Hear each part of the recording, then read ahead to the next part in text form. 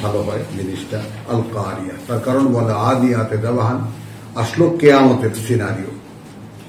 আমরা সূরা সাফাত দেখেছি, সূরা ওই ধরনের একখানা সূরা এরকম আল কারিয়া, মা আল কারিয়া। আদিয়াতের 1 to 5, 6 এর সাথে কানেক্ট করতে পারি না, এটা একদম আলাদা মনে হচ্ছে। আলাদাই তো, যেমন আমি আলাককে দেখালাম, ইকরা বিসমি রাব্বিকাল্লাযী, দেখো তুমি তো আসছো সেখানে, ইকরা বিসমি রাব্বিকাল্লাযী, তাই না,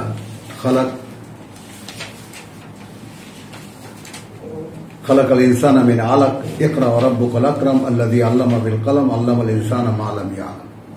এর সাথে কিভাবে কানেক্ট করবা? কাল্লা ইন্নাল ইনসানা লা ইয়াতগা, তো কানেক্ট কেন করতে পারবো না? ঘোড়ার এই আনুগত্য, আমি কয়বার কতভাবে বললাম যে তাকে যেখানে ছুটিয়ে নিয়ে যায়, যেভাবে তাকে ড্রাইভ করে, রাইড করে, সে সেভাবেই তার কথা মানে। ঠিক এর বিপরীতে এই মানুষ, যে মানুষটা এই ঘোড়াকে চালালো, সেই মানুষটাই তার প্রতিপালকের অকৃত।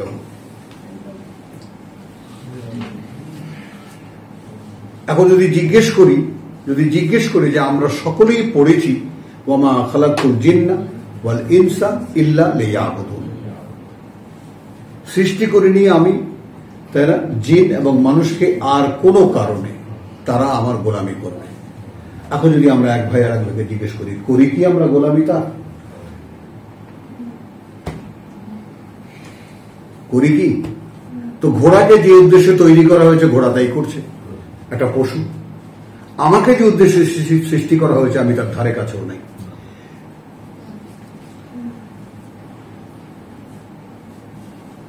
এবং কখনো কৌতূহল বোধ করি না যে এই ব্যাপারটার বাস্তবতা আসলে কি, আল্লাহর গোলামি বলতে আসলে কি বোঝায়। এবং সবচেয়ে দুঃখজনক ঘটনা হলো আল্লাহর গোলামি বলতে ছোট্ট একটা কোর্স দেওয়া হয়েছে, ওয়ালাকুম ফিল আরদি মুস্তাকাররুন ওয়া মাতাউন ইলা হিন। প্র্যাকটিক্যাল ক্লাসটা করলে তো, দেখলে তো যে এই কিন্তু তোমার শত্রু, এ তোমার ভিলেন, এ তোমার পায়ে পায়ে তোমাকে ল্যাং মারবে, তোমাকে কিছুতেই অগ্রগামী হতে দেবে না। এই শত্রুতার প্র্যাকটিক্যাল ক্লাসটা করেছো, এখন দেখো এই অবস্থায় তোমাদেরকে একটা জায়গায় কিছুটা সময় কাটাতে হবে, এবং সেখানে তার জন্য যা দরকার তা সেখানে দেওয়া আছে। তুমি আমি কামাই করতে নেমে গেলাম কোত্থেকে? তাহলে আমরা যে কেহই মূলত সৃষ্টিকর্তা প্রতিপালকে বিশ্বাসী নই।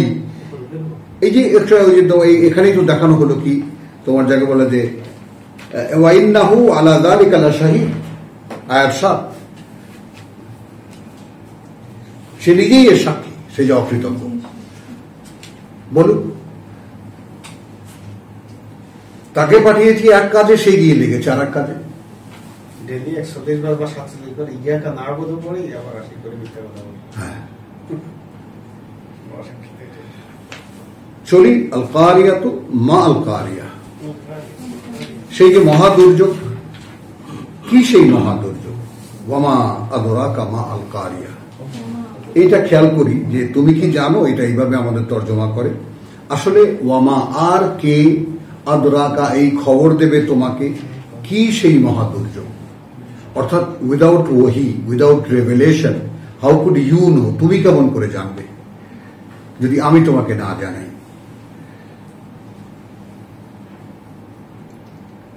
ওয়ামা আদরাকার ব্যাপারটা বহুল ব্যবহৃত এই কোরআনে। ওয়ামা আদরাকা মা আল কারিয়া, কি সেই আল কারিয়া মহা দুর্যোগ? ইয়াউমা ইয়াকুনুন নাসু কাল ফারাশিল মাবসুস, সেই দিন হয়ে যাবে মানুষ, হয়ে যাবে মানুষ যেমন পঙ্গপাল, এখানে লিখেছে ধুনা পশমের মতো, কাল ফারাশিল মাবসুস, একদম বিক্ষিপ্ত তুলোর মতো উঠতে থাকবে সেদিন। ওয়াতাকুনুল জিবালু কাল ইহনিল মানফুর, ইন্না লিল্লাহ, ওই তো বিক্ষিপ্ত পঙ্গপালের মতো। আর ওয়াতাকুনুল জিবালু কাল ইহনিল মানফুস, এবং পাহাড় পর্বত হয়ে যাবে ধুনা পশমের মতো। যেমন আমরা দেখেছি যখন তুলো সাফ করে তখন তুলা যেমন বাতাসে উঠতে থাকে।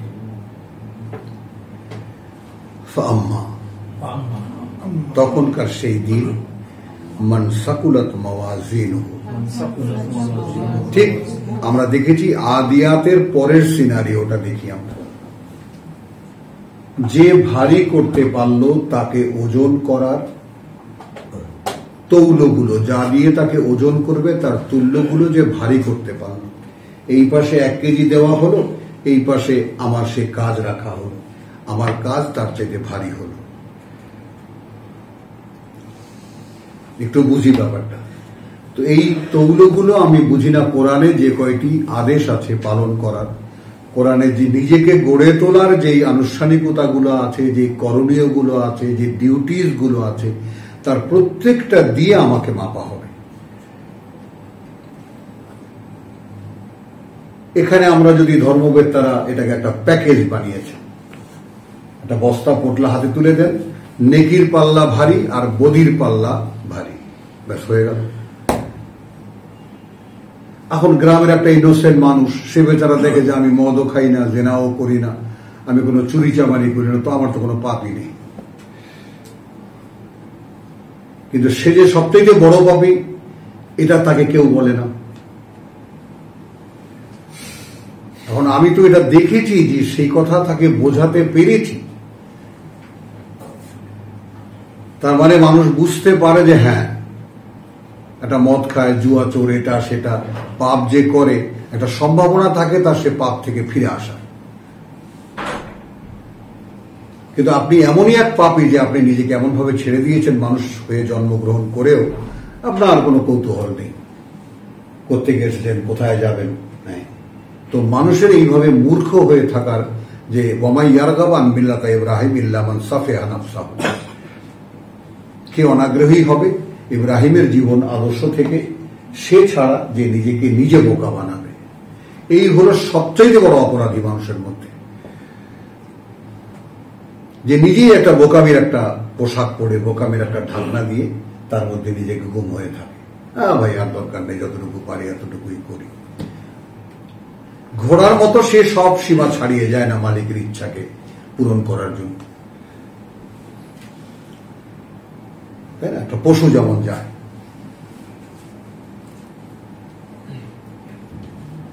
তো ফাম্মা মান সাকুলাত মাওয়াজিনুহু ফাহুয়া ফি আইশাতির রাদিয়া, তো যে তার ওজন করার যে তৌলগুলো তাকে ভারী করতে পারলো, সে থাকবে আরামায়েশে, সন্তুষ্ট থাকবে। ওয়া আম্মা মান খাফফাত মাওয়াজিনুহু, এবং তার কথা যে হালকা করে ফেললো তাকে ওজন করার তুল্যগুলো, তৌলমানগুলো, ফা উম্মুহু হাবিয়া, তার মা হবে হাবিয়া। একটা রহস্য রেখে দিলেন আমরা, ওমা আদরাকা মা হিয়া, মানে এমফ্যাসিস দেওয়ার জন্য একটা কৌতূহল প্রশ্ন নিজেই তৈরি করেন আল্লাহ, তারপর সেই প্রশ্নটাকে থামিয়ে দিলেন মানুষকে, তারপর উত্তর দিলেন, জানো কি সেই হাবিয়া কি? নারুন হামিয়া, উত্তপ্ত আগুন। গায়ে লাগলো কারো, লাগলো না।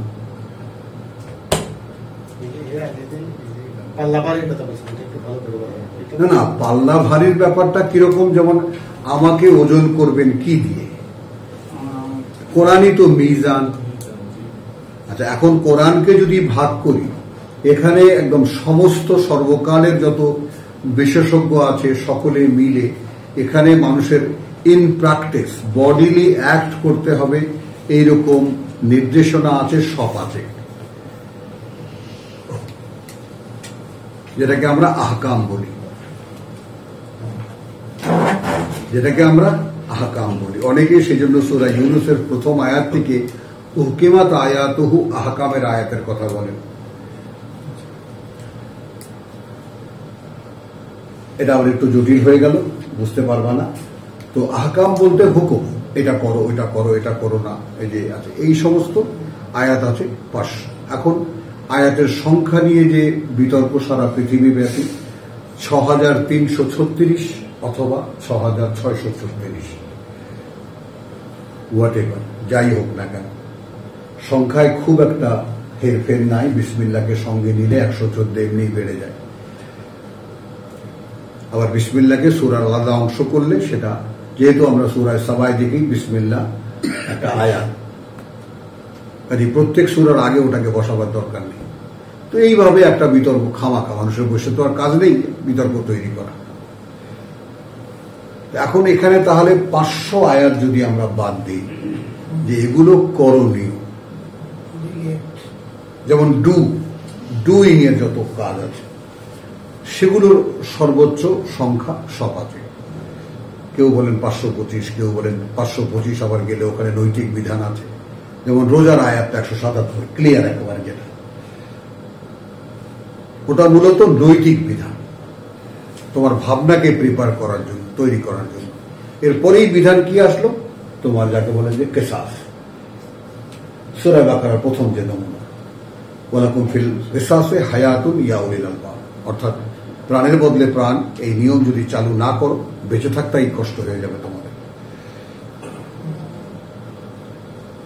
প্রতিটি আঘাতের সমান প্রতিঘাত, এটা আল্লাহ কর্তৃক নির্ধারিত। এইভাবে বিধানের যা কিছু আছে সেগুলো সব আছে। ওয়াতাল মাল আলা হুব্বিহি যাওয়াল কুরবা ওয়াল ইয়াতামা, নির্দেশ এগুলো ইত্যাদি এরকম। তাহলে বাকি 6100 আয়াত কিসের?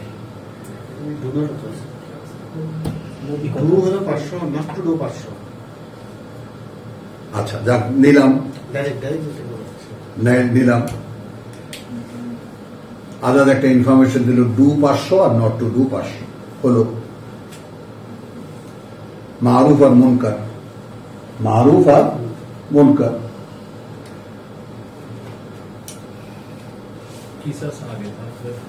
কথাটা খেয়াল করো। তাহলে বাকি তাহলে 5500 আয়াত কিসের? ওই আয়াত মানুষের জ্ঞানের,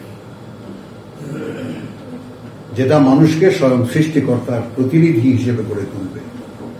তার ভাবনা, তার চিন্তা, তার কল্পনা শক্তি, তার উদ্ভাবনী শক্তি, তার মধ্যে যে সমস্ত প্রতিভা যোগ্যতা সে নিজেই দেখতে পায়, তার পরিপূর্ণ বিকাশের জন্য ওই আয়াত। সেটাই তো কোরআনে বলছে ডু, এইটাই তো ডু, ওই যে বিল গায়েব, এটাই তো ডু। হ্যাঁ, প্রশ্ন আমি পরিষ্কার করতে পারি না। এটা না তো আল্লাহ যার বাড়ি হবে তার জন্য একটা জায়গা হালকা হবে, কিন্তু অন্য আয়াতে বলা হচ্ছে যে হালকা যেগুলো হবে এগুলোকে আবার পুরো চেঞ্জ করে 100 করে দিবে। একটা না হলে কিন্তু জানতে যাওয়া যাবে। কোনটা? মানে যে পাপগুলো আছে এগুলোকে পুণ্যে পরিণত করে দেওয়া হবে। সেটা তো ভিন্ন কথা, সেটা তো এখানেই চেঞ্জ হয়ে গেল। আচ্ছা, তাহলে ওটা বাদ দিই, ওটা বাদ। 500 নট টু ডু আর 500 হলো ডু। হ্যাঁ, এটার ভিতরে বলা আছে কোরআনে আরেকটা আয়াত আছে যে একটা করলে পুণ্যকে 10 গুণ দেওয়া হবে, আর একটা পাপকে করলে সমান সমান। তাহলে আমি যদি 24 ঘন্টার ভিতরে যদি 2 ঘন্টা যদি হাঁটতে পারি, হ্যাঁ, ভালো কাজ করতে পারি, হ্যাঁ, তার মানে আর 22 ঘন্টা আমার মাফ হয়ে যাবে, মানে পাল্লা বাড়ি হয়ে যাওয়ার সম্ভাবনা আছে। তাহলে 1:10 বুঝো, ব্যাপারটা বুঝো, একজনের মনে কৌতূহলকে রেসপেক্ট করো, কথাটা বুঝছো? তাহলে তুমি গোলামির থেকে বেরিয়ে যাচ্ছ, খেয়াল করো। তার মানে এখন তুমি ডু করছো 2 ঘন্টা, নিজে বাছাই করে যে আমার তাতে 10 ঘন্টা কভার, যেহেতু 10 গুণ, তাহলে আমারটা কভার হয়ে যাচ্ছে। খেয়াল করো, আমি খেয়াল করতে বলছি, আর কিছু না, বিবেচনা করতে বলছি। তার মানে এখানে তোমার ইলাহ তুমি নিজে, না সারেন্ডার নেই তোমার। আমি যেটা বললাম সেটাও তোমার এই পয়েন্টে, মানে তোমাকে আমি আর্গুমেন্ট করলাম, তুমি এটা উত্তর দাও। এখানে তুমি তোমার জাস্টিস তুমি না, যে আমি 24 ঘন্টার মধ্যে যদি আমি আমার প্রত্যেকটি কাজের, ভালো কাজের 10 গুণ আমি পাই, তাহলে ঠিক অ্যাকর্ডিংলি আমি 2 ঘন্টা ভালো কাজ করব, 10 গুণ তো পেয়েই যাচ্ছে। না না, তুমি এখন কথাটা নাও না, তাহলে বাকি 18 ঘন্টা তুমি কিসে থাকছো? কি কাজ সেটা? না না, কি কাজ সেটা? কামাই রোজগার। সেটার জন্য কি কোনো অনুমোদন আছে?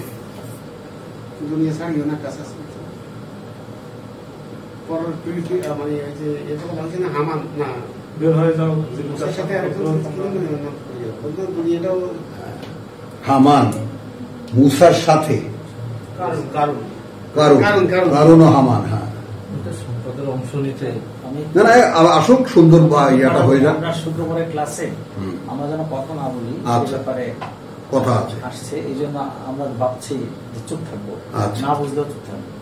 না বুঝলে চুপ থাকা যাবে না। চলো এইটুকু সময় তো এটা বুঝে নিতে হবে, ফাইনাল জিনিস এটা। এটা বুঝে তেলাওয়াতের সময় চুপ থাকবা, তেলাওয়াতের সময় কথা বলবা না, কথাটা বুঝছো? তাহলে এইটুকু আমরা দেখলাম। আমরা এরপরে তাকাসুরে আমরা যাব না আজকে, তাকাসুরে আগামী সপ্তাহে ইনশাল্লাহ দুখানা সূরা আমরা আদিয়াত এবং সূরা কারিয়া আমরা শেষ করলাম। ওয়া মা আলাইনা ইল্লাল বালাগ ওয়া মা তাওফীকুনা ইল্লা বিল্লাহ।